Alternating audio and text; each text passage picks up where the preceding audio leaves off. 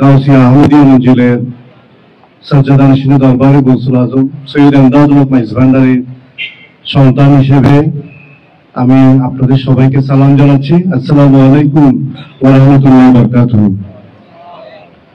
আপনারা সবাই জানেন এই মসজিদ এটা মাইজ ভান্ডার দরবার শরীফের ভক্তদের, আওলাদদের, মোতোয়াল্লি পরিবারের সবার মনের চাহিদা মতো একটা সুন্দর যুগোপযোগী মসজিদ হওয়া এটা সকলেরই মনের দাবি, ঠিক কিনা?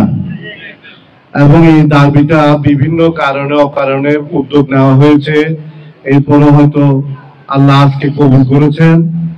কিছুদিন আগের থেকে একটা সংস্কার কাজের উদ্যোগ হয়েছিল, যার ধারাবাহিকতায় এই পুনর্নির্মাণের কথাটাও এসে গেছে। ইনশাল্লাহ আমরা এখন সংস্কার না, এখন ইনশাল্লাহ আমরা একদম পূর্ণাঙ্গ মাত্রায় একটা পুনর্নির্মাণের কাজের দিকে যাচ্ছি ইনশাল্লাহ। আল্লাহ আমাদের এই উদ্যোগ কবুল করুক এবং আমাদের মুরব্বীরা, যাদের অনেকের বয়স হয়ে গেছে, বিশেষ করে আমি আমার বাবার কথা বলবো, ওনার বয়স এখন 89। এই মসজিদটা দেখার ওনার অনেক একটা মনের আগ্রহ, এটার জন্য অনেক উনি কথা বলেছেন, অনেক সময় হয়তো গুছাতে পারেননি সবকিছু পারিপার্শ্বিক কারণে।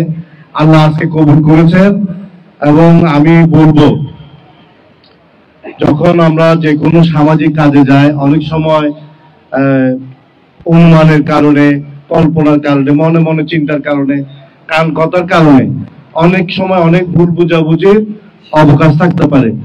কিন্তু আপনারা এখানে যারা উপস্থিত আছেন, আওলাদ পাকদের পক্ষ থেকে আপনারা এটা নিশ্চিতভাবে জেনে নেন, আমরা এই মসজিদ পুনর্নির্মাণের ব্যাপারে আমরা একদম দৃঢ়ভাবে এটার জন্য মানসিকভাবে প্রস্তুত, এবং কোনো ধরনের দ্বিধা দ্বন্দ্ব রাখবেন না। এবং আজকে ইনশাল্লাহ আমরা সচেতনতা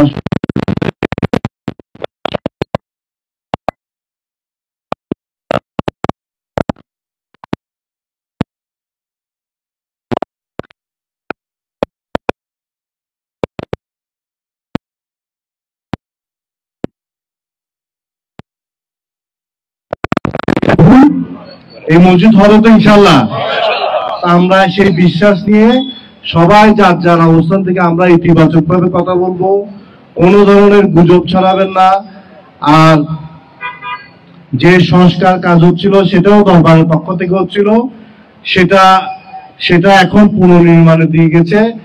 আমরা সব আওলাদরা একসঙ্গে আছি, সমস্ত আওলাদের পাকরা একসঙ্গে আছি, এবং আমরা ইনশাআল্লাহ আশা করি ভবিষ্যতে আরো যারা আছে উপস্থিত নেই তারাও থাকবেন।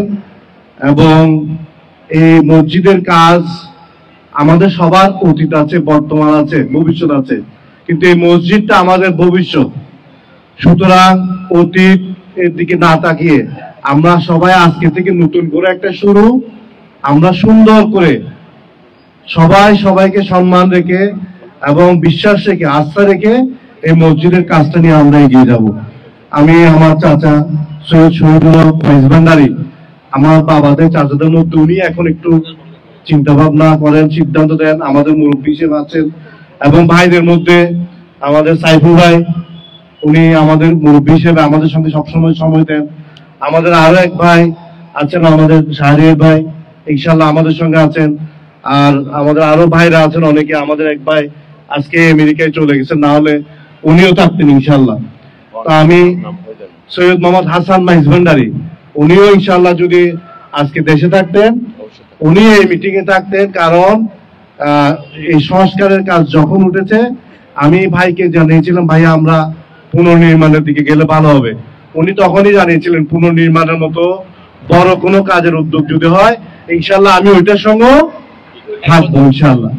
আলহামদুলিল্লাহ আমরা সবাই একসঙ্গে আছি এবং এটা সুন্দর একটা মসজিদ হবে। এই মসজিদটা বড় করে, আপনারা জানেন মসজিদের আশেপাশে আমাদের জায়গা বের করতে গেলে এখানে ওনাদের একটা কবরস্থানের জায়গার প্রস্তাব ওনারা করেছেন, আশেপাশে ওনাদের একটা ওয়াকফর আছে, মার্কেট জায়গা আছে। এবং আমি বলবো যদি সুযোগ থাকে এবং আমাদের রাস্তা, আমাদের জায়গা, সামনে জায়গা আছে, ওইগুলো আছে। এর পাশাপাশি রাস্তার থেকেও যতটুকু জায়গা আমরা সবাই মিলে সম্মত হয়ে ঐক্যমতের মাধ্যমে উপরে গিয়ে অন্তত ধর না 2 তলা না হোক 3 তলাতে গিয়েও যদি আমরা মসজিদটা বড় করতে পারি, তাহলেও আমি মনে করবো যে একটা বড় একটা আজকের জন্য না, শুধু আজকে থেকে 10 বছর পরের জন্য না, এই দরবারটা আরো শত শত বছর থাকবে। কিন্তু বারবার নির্মাণ কাজ এটা করার মতো সুযোগ হয়তো হয় না। এই জন্য সবাই একটু উদার দৃষ্টিভঙ্গিতে, সবাই যার যার আঙ্গিক থেকে ছাড় দিয়ে এবং সবার সুবিধা হয় মতো করে, যাতে আমরা একটা অনেক বড় আকারের, আমাকে আগে একবার একটা হিসাব দিয়েছিলেন মোতালি সাহেব, প্রায় 10-11 ঘন্টার জায়গা একটা হিসাব বলছিলেন না? এখন যে পজিশন নেই, হ্যাঁ, সব মিলে বর্তমান